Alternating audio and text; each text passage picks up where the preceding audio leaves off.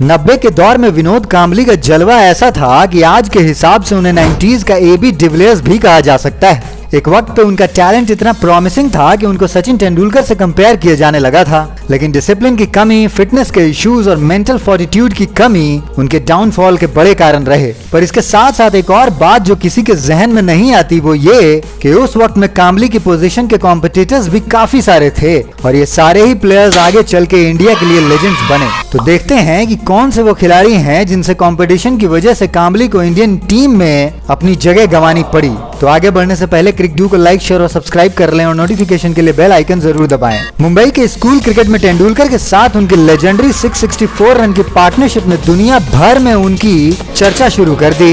लोग सोचते थे कि ये दोनों क्रिकेट के नए लेजेंड्स बनेंगे। कांबली का फ्लैम्बोयांट बैटिंग स्टाइल, उनका लेफ्ट हैंडेड एलिगेंस और नेचुरल स्ट्रोक प्ले उनको एक अलग लेवल का बैट्समैन बनाता था। लेकिन जितना हाइप उनके टैलेंट का था उतना ही उनका करियर स्ट्रगल्स और कंट्रोवर्सीज से भर गया। सचिन और कांबली की दोस्ती और राइवलरी इंडियन क्रिकेट का एक अनोखा चैप्टर है।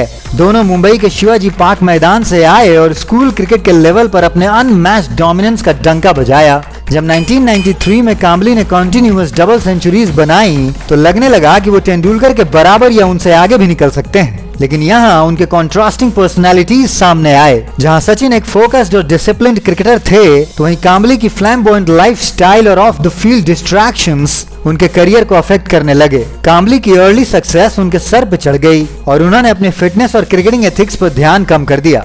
रिजल्ट ये हुआ कि जहां तेंदुलकर अपने करियर में एक के बाद एक माइलस्टोन अचीव करते गए, वहीं कांबली का ग्राफ लगातार नीचे गिरता चला गया। हालांकि सचिन के अलावा भी कांबली के सामने काफी स्ट्रॉन्ग कॉम्पिटिटर्स थे, जैसे कि मोहम्मद अजहरुद्दीन, राहुल द्रविड़ और सौरव गांगुली। हर प्लेयर अपने अंदाज का एक चैंपियन था। अजहरुद्दीन की रिस्टी एलिगेंस और काम डिमीनर के सामने कांबली का फ्लैम्बोयंस कभी डोमिनेट नहीं कर सका और शायद यही वजह रही कि अजहर एक लंबे वक्त तक इंडिया के कप्तान रहे।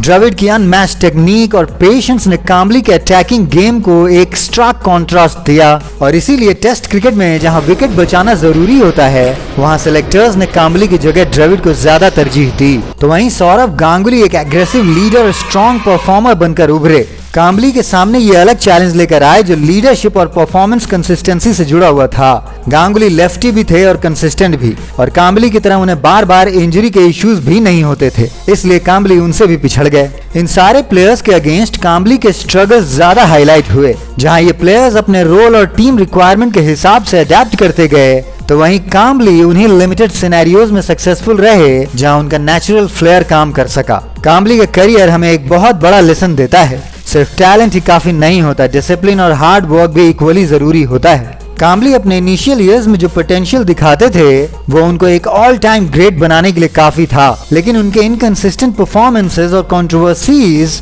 और इतने सारे अच्छे रिप्लेसमेंट अवेलेबल होने की वजह से उनका करियर अनफुलफिल्ड प्रॉमिस का एक उदाहरण बनकर रह गया। तो आपको क्या लगता है, गांगुली, द्रविड़ और अजहर कांबली से बेटर प्लेयर साबित हुए? कमेंट में बताएं और इसी तरह की अपडेट्स के लिए बने रहिए क्रिकड्यू के साथ।